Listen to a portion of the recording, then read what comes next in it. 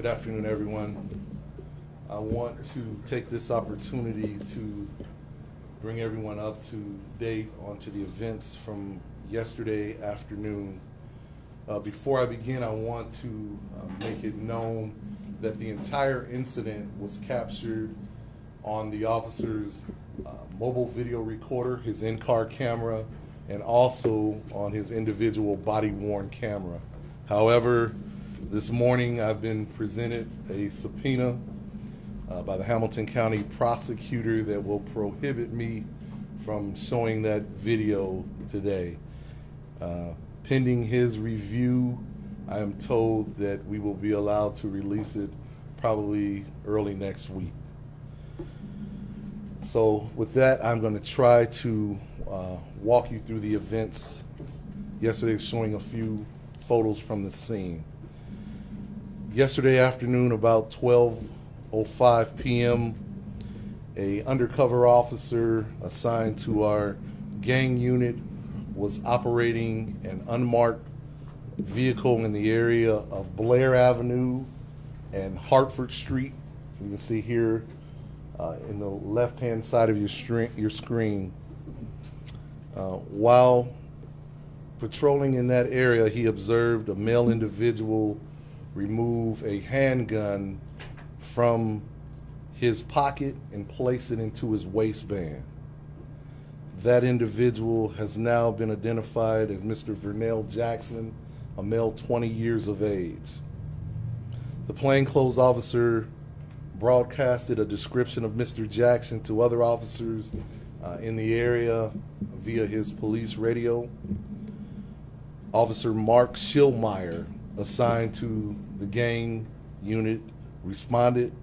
Officer Schillmeyer was in a marked police vehicle and wearing the uniform of the day. On his way to the area, Officer Schillmeyer activated his in-car camera and his body-worn camera, as I had stated before. The undercover or plainclothes officer continued his visual surveillance of Mr. Jackson until Officer Schillmeyer approached the area. Officer Schillmeyer arrived and stopped his vehicle in front of Mr. Jackson on Blair Court at Blair Avenue, just in front of the basketball courts here where you see the cars. The vehicle on the left is Officer Schillmeyer's marked police vehicle. The vehicle on the right is a unmarked civilian car that the plainclothes officer was operating. Officer Schillmeyer exited his vehicle in front of Mr. Jackson. At that point, Mr. Jackson's left hand was behind his back.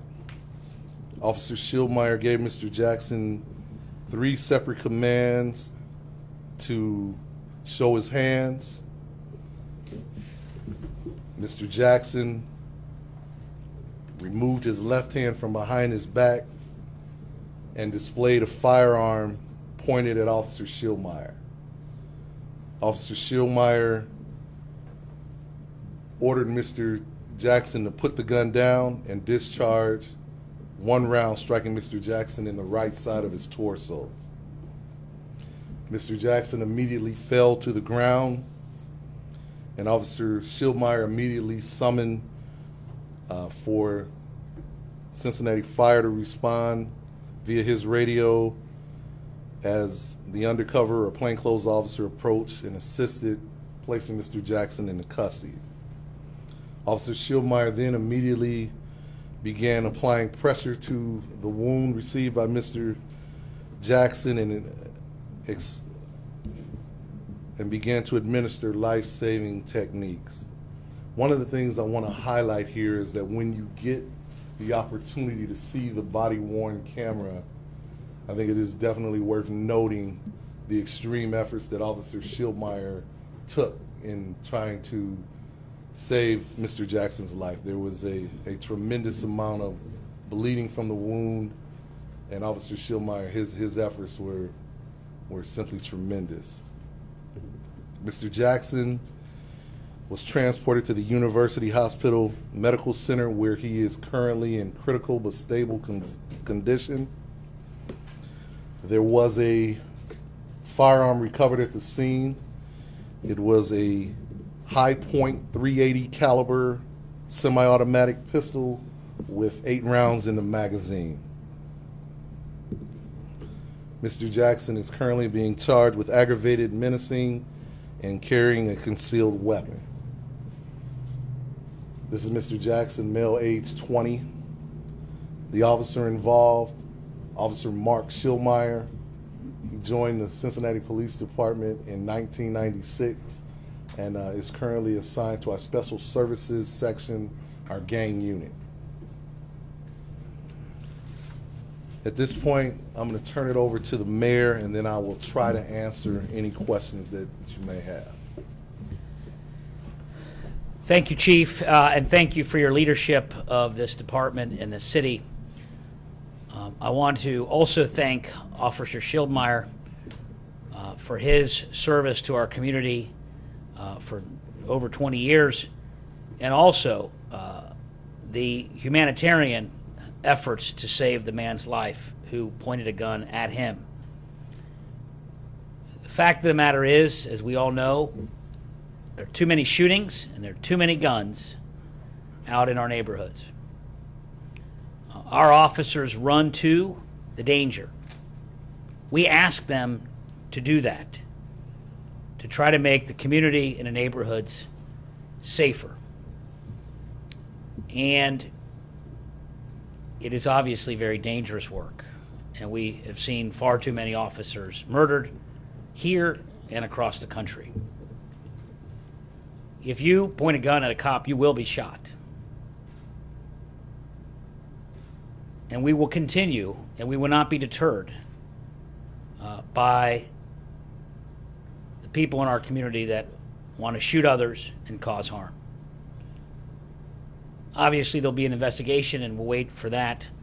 But having heard the description from the chief, I want to let the officer know that he has our full support, and we thank him for his humanitarian efforts to save the life of the suspect. Thank you very much. This is a situation that the city of Cincinnati never wants to be in. You know, our police officers have a very difficult job, and thankfully they have the best training in the entire country. However, every time a police officer discharges their weapon, it's a very serious matter. And as the mayor mentioned and the chief mentioned, there's going to be an investigation going on by the police department and also by our independent Cincinnati Citizens Complaint Authority. We'll get to the bottom of this, and we'll make sure that we are as transparent as possible with all the information. We owe a lot of our efforts that we're doing to reduce crime in Avondale. Avondale, as you know, last year had a tremendous reduction in crime, you know, and we owe it to the neighbors and the community members in Avondale to continue that. And we'll continue, like the mayor said and the chief said, to continue to use all of our resources, use all the data to make sure that we keep our neighborhoods safe so people can live in peace. The investigation is still continuing. As I mentioned, it is currently under the review of the prosecutor. There is a parallel independent investigation by the Cincinnati Citizen Complaint Authority and our internal investigation section. Again, still very early, continuing to follow up on other information, but I will try to answer questions that you have at this time. Chief, I understand that Mr. Jackson had just gotten out of jail the night before. Can you comment on that? What his past criminal history is, or why he was... I'm not sure if it was the day before, but what I understand is he has a very minor criminal record, misdemeanors. I don't believe there were any prior serious charges. What was he suspected of doing when you guys were questioning? What was the reason? We had officers in the area, obviously, as you are very well aware of. We've had some recent shootings in the Avondale neighborhood. The plainclothes officer that noticed Mr. Jackson, he simply noticed that he transferred a gun from his pocket into his waistband. The keen observation of this officer saw that. He asked for additional officers to respond. That's why Officer Schillmeyer responded. Was there any other verbal exchange other than what the officer, or what you already said the officer said? I mean, Did the person who got shot, did Jackson say anything? When you get to see the body-worn camera footage, you'll see that at least 3 times the officer told Mr. Jackson to show the officer his hands, and then additionally, he directed him to put the firearm down before he discharged his weapon. But Jackson didn't say anything verbally? Not until, I believe, after the incident occurred. Can you talk about what he said? I mean, I don't recall specifically, he was suffering from a gunshot wound and saying some different things. Was he alone? There was a young lady on the scene, and when you see the body-worn camera, she will be redacted because she's an innocent bystander. She was not involved in the incident. Is Jackson suspected in any other shootings in the area? Not that I'm aware of. You had a gang unit out there, Chief. Is the recent rash of shootings related to gangs? Well, we had a number of different units out there. Gang unit just happened to be one of the units that have been giving the area some attention.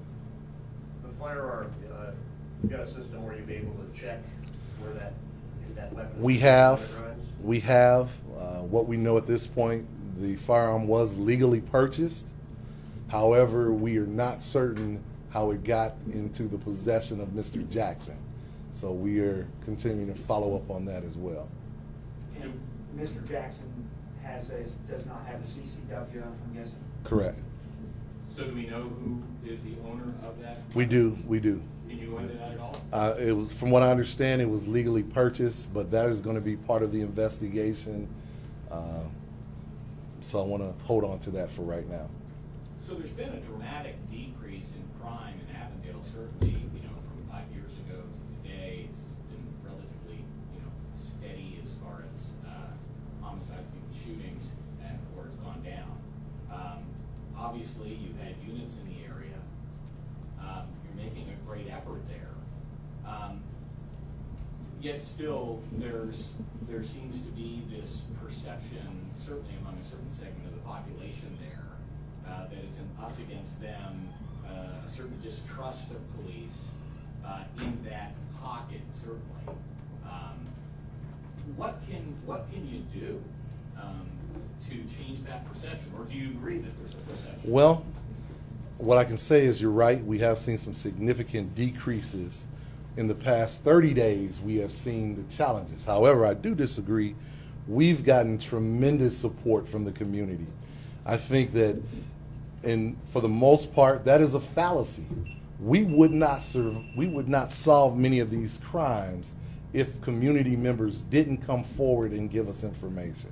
We always encourage and we always need more, because there are instances where we don't get enough information.